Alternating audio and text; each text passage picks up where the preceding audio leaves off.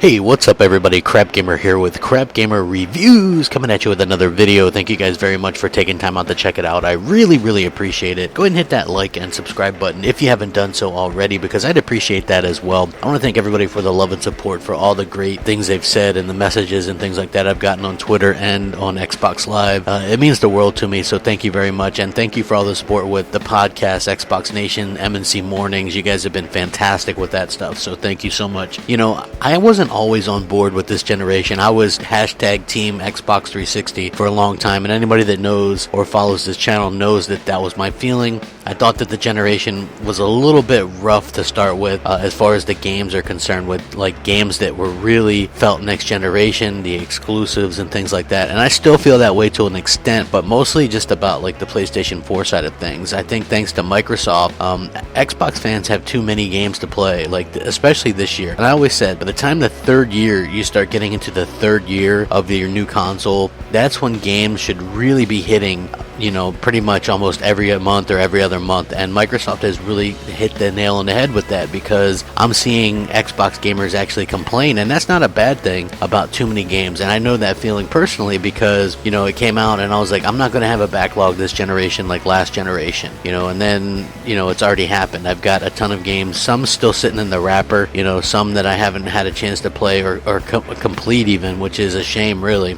You know, and then this month, this year in particular, it was just like hit after hit after hit. And yeah, multi-platform games are a part of that as well, but what really plays a big part of that is the exclusives, because for me, I buy the consoles for the exclusives first and foremost, and everything else is secondary. So if your console doesn't have exclusives, then, you know, it's not really going to be something that I'm going to spend a lot of time playing. And you know, that just goes to show, like, I have 9 PS4 games and I own something like 400 Xbox One games. So, you know, and this is how it happened. Like, Recore release and I'm playing through that and it's a lot of fun. And then Forza Horizon 3 releases and I'm playing through that and it's a lot of fun. And then Gears of War 4 releases and I'm playing through that and having a little fun. And then EA Access comes out and they're with Battlefield 1, and so I'm already downloading that and it's phenomenal. I'm enjoying the hell out of that, you know what I mean? And then we're going to have Call of Duty 4 Remastered coming up. There's just really a lot of stuff to do, and that's something that the PS4 owners won't really know about, you know what I mean? Because I've owned a PS4 for years now, and I don't see that excitement, I don't see that hype from the gamers and things like that. I think I see that coming from the Xbox side, and that's a feeling that every gamer should have, you know what I mean? I know PS3 gamers last year were really hyped, you know, they had a lot of exclusives later in the life cycle, and